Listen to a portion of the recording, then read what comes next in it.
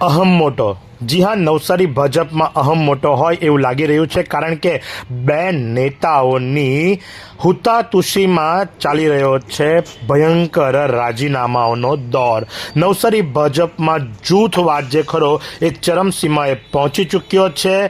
મેં બડા યા તું બડા, કોઈ મોટું નહીં, પાર્ટી મોટી પણ એ સમજવાની ક્યાં આ લોકોને અક્કલ છે, અને માટે જ કરી રાજીનામાઓ પડી રહ્યા છે।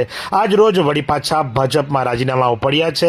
રવિ સોની, ચેતન પટેલ, ઈશ્વર હળપતિ, કમલેશ નાયક, રવિ વશી, પ્રવીણ ઠાકોર, નરેન્દ્ર ઠાકોર અને અર્જુન હળપતિએ આપ્યા છે રાજીનામા। એટલે કે હવે જલાલપોરનો આખું જ માળખું જે ખરું એ તૂટી ચૂક્યું છે, અને જલાલપોરમાં ભાજપનો નામો નિશાન પૂર્ણ થવાના આરે આવ્યો છે।